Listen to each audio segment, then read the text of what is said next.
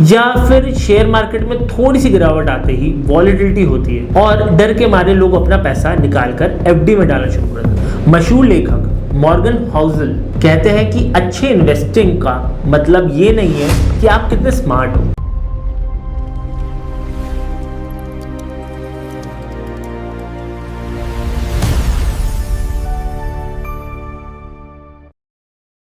कल्पना कीजिए दो दोस्तों रवि और राहुल। रवि 22 साल का है और अपनी पहली जॉब लगते ही वो हर महीने 5,000 रुपए इन्वेस्ट करना शुरू कर देता है। लगभग 8 साल बाद जब वो 30 का होता है तो वो इन्वेस्ट करना बंद कर देता है। उसके बाद वो एक भी रुपया नहीं डालता, बस अपने पैसों को इन्वेस्ट करके छोड़ देता है। दूसरी तरफ है राहुल। वो 25 साल की उम्र तक अपनी लाइफ खूब एंजॉय करता है, खूब खर्चा करता है और जब वो 35 की उम्र में आता है तो वो होश में आने लगता है। वो सोचता है कि मुझे भी वेल्थ बनानी चाहिए, तो वो हर महीने 10,000 रुपए इन्वेस्ट करना शुरू कर देता है, जो कि रवि से दुगना अमाउंट है। और वो अगले 25 साल तक यही करता है। 60 साल की उम्र तक मेहनत करता है, ज्यादा पैसे डालता है। लेकिन जब दोनों 60 साल के होते हैं और रिटायरमेंट का दिन आता है तो एक बहुत ही अजीब सी चीज होती है। राहुल जिसने ज्यादा साल तक ज्यादा पैसे इन्वेस्ट किए, उसके पास रवि से काफी कम पैसे होते हैं। कैसे? क्या ज्यादा पैसा निवेश करना भी कभी कम पड़ सकता है? क्या समय पैसे से भी ज्यादा कीमती होता है? एल्बर्ट आइंस्टाइन ने हमेशा एक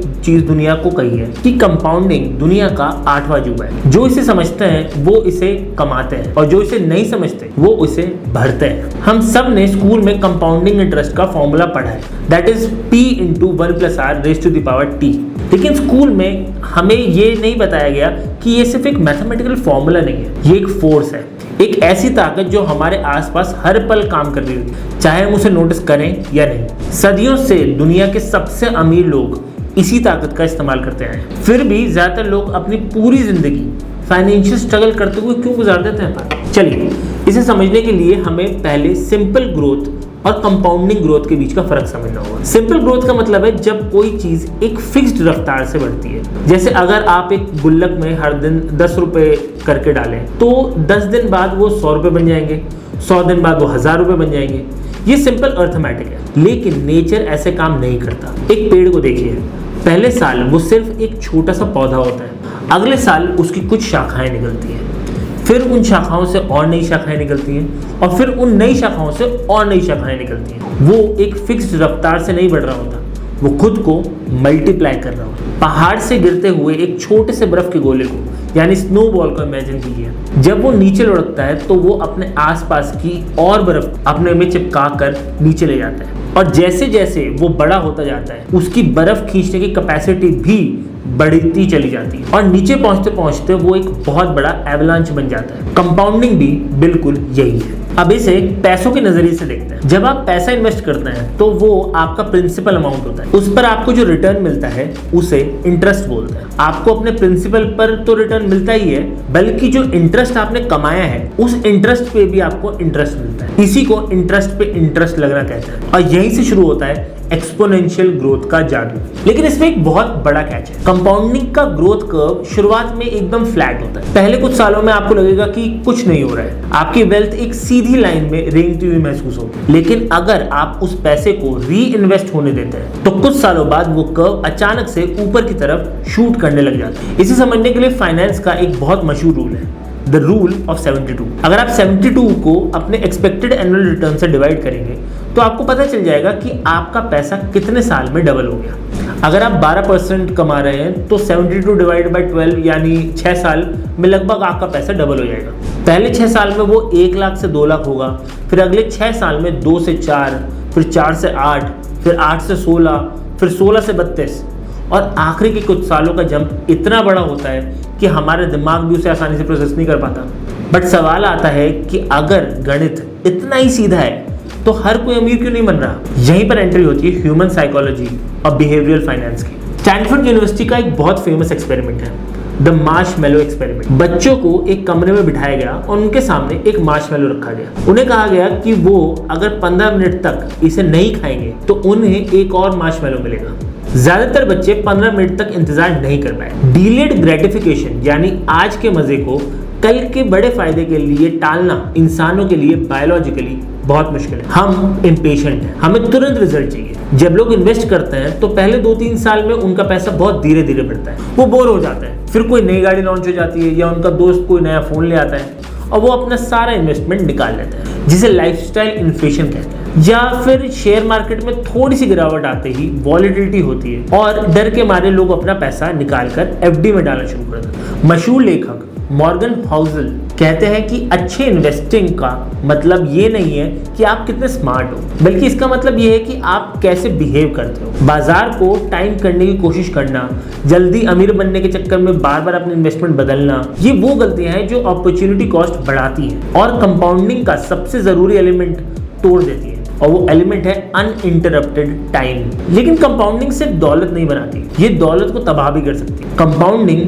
पूरी तरह से न्यूट्रल है, आप इसे जिस दिशा में मोड़ेंगे ये उस दिशा में मल्टीप्लाई होने शुरू कर देगी। इस नेगेटिव कंपाउंडिंग को इसे नेगेटिव कंपाउंडिंग कहते हैं। क्रेडिट कार्ड का इंटरेस्ट इसका सबसे खतरनाक एग्जांपल है। जब आप अपने क्रेडिट कार्ड का सिर्फ मिनिमम ड्यू पे करने शुरू करते हैं तो जो अमाउंट बचता है उस पर 30 से 40% का सालाना इंटरेस्ट लगता है। फिर अगले महीने उस इंटरेस्ट पर और इंटरेस्ट लगता है और ये एक ऐसा डेट ट्रैप बन जाता है जिसमें इंसान धंसता चला जाता है और उसे पता भी नहीं चलता कि उसने जितना उधार लिया है उससे ज्यादा गुना वो बैंक में चुका चुका है। सिर्फ कर्ज ही नहीं, इन्फ्लेशन यानी महंगाई भी पैसे की परचेजिंग पावर को चुपचाप कंपाउंड होकर खाती रहती है। अगर आप अपने बैंक अकाउंट में पैसे सिर्फ छोड़ दें तो हर साल वो अपनी वैल्यू खोता रहता है। इसलिए कंपाउंडिंग में सबसे खतरनाक हथियार पैसा नहीं है, सबसे बड़ा हथियार है समय। वॉरेन बफेट दुनिया के सबसे महान इन्वेस्टर माने जाते हैं। आज उनकी नेटवर्थ $100 बिलियन से भी ज्यादा है। लेकिन क्या आप जानते हैं कि उनकी 90% वेल्थ 65 उम्र के बाद आई है, क्योंकि ये उनकी इन्वेस्टमेंट स्किल से कहीं ज्यादा उनके समय का कमाल है। उन्होंने 10 साल की उम्र में इन्वेस्ट करना शुरू कर दिया था। अमेरिका के फाउंडिंग फादर बेंजामिन फ्रैंकलिन ने अपनी वसीयत में बोस्टन और फिलाडेल्फिया जैसे शहरों को कुछ $1000 दिए थे, लेकिन एक शर्त रखी थी कि ये पैसा 200 सालों तक इन्वेस्ट रहेगा और उसको छुआ नहीं जाएगा। 200 साल बाद वो छोटा सा अमाउंट लाखों डॉलर्स में बदल गया, जिसने कई पब्लिक वर्क को फंड किया है। ये टाइम वैल्यू ऑफ मनी का अल्टीमेट उदाहरण है। जब आप पैसा इन्वेस्ट करते हैं तो आप दरअसल पैसे नहीं बना रहे होते, आप अपने भविष्य के लिए आज के समय को खरीद रहे होते हैं। डिसिप्लिन, पेशेंस और कॉन्टिन्यूअस इन्वेस्टमेंट एक छोटे अमाउंट को भी विशाल बना सकती है। और सच कहूं तो कंपाउंडिंग सिर्फ फाइनेंस या पैसों तक सीमित नहीं है, ये जिंदगी के हर हिस्से पर लागू होती है। आपके स्किल्स कंपाउंड होते हैं। अगर आप हर दिन सिर्फ 1% बेहतर होते हैं, अपनी नॉलेज बढ़ाते हैं, तो एक साल में 37 टाइम्स बेहतर हो जाता है। रिश्ते भी कंपाउंड होते हैं। रोज की छोटी छोटी बातचीत और भरोसा एक दिन इतना गहरा रिश्ता बन जाता है कि जिसे तोड़ा नहीं जा सकता। आपकी रेपुटेशन भी कंपाउंड होती है। आपके अच्छे काम रातों रात आपको मशहूर नहीं करते, लेकिन सालों की कंसिस्टेंसी आपके नाम को एक ऐसा ब्रांड बना देती है जिस पर लोग आंख बंद कर भरोसा करते हैं। आपकी खराब आदतें भी कंपाउंड होती हैं, जैसे जंक फूड खाना, एक्सरसाइज ना करना। ये सब शुरू में कोई नुकसान नहीं पहुंचाते, लेकिन दशकों बाद ये आदतें कंपाउंड होती हैं तो अचानक से एक दिन बड़ी बीमारी का भी रूप ले लेती है। छोटी छोटी चीजें जो आज शायद बिल्कुल भी इंपॉर्टेंट ना लगे, डेकेड्स बाद एक अनवांटेड रिजल्ट दे देती है। तो फाइनेंस की असली सच्चाई क्या है? इन्वेस्टमेंट का मतलब अगले साल अमीर बनना नहीं है। इसका मतलब है अपने पैसों को एक सिस्टम में डालना और समय को अपने काम करने देना। लेकिन ये समझना बहुत जरूरी है कि बाजार हमेशा ऊपर नहीं जाता, रिटर्न्स कभी गारंटेड नहीं होते। इक्विटी मार्केट में रिस्क भी होता है और पास्ट परफॉर्मेंस फ्यूचर की कोई गारंटी नहीं देती। कंपाउंडिंग तभी काम करती है जब आपको एक कंसिस्टेंट रिटर्न मिले। वो रिटर्न दोबारा इन्वेस्ट हो यानी डिविडेंड रीइन्वेस्टमेंट हो और आप रिस्क को डाइवर्सिफाई करते हुए लंबे समय तक मार्केट में टिके रहें। एसआईपी यानी सिस्टमैटिक इन्वेस्टमेंट प्लान और लॉन्ग टर्म इक्विटी इन्वेस्टिंग, ये वो टूल्स हैं जो एक आम इंसान को इस ताकत का इस्तेमाल करने का मौका देती है। आपको रोज बाजार देखने की जरूरत नहीं है, आपको बस शुरुआत करने और टिके रहने की जरूरत है। कंपाउंडिंग हमें यह सिखाती है कि शुरुआत करना कितना जरूरी है, चाहे अमाउंट कितना भी छोटा हो। जो लोग कहते हैं कि जब ज्यादा पैसा होगा तब इन्वेस्ट करेंगे, वो सबसे बड़ी गलती करते हैं, क्योंकि अगर समय ही सबसे बड़ा एडवांटेज है तो आप आज से बेहतर क्या हो सकता है। Most people think money creates wealth, in reality time creates wealth. Money simply gives time something to multiply. और अगर समय सबसे बड़ा एडवांटेज है तो एक आम इंसान जिसे फाइनेंस की कोई जानकारी नहीं है वो अपने पैसों को इन्वेस्ट करना कहाँ से शुरू करें, उसके लिए आप हमारी इस पर्सनल फाइनेंस की सीरीज में जुड़े रहिए। Thank you.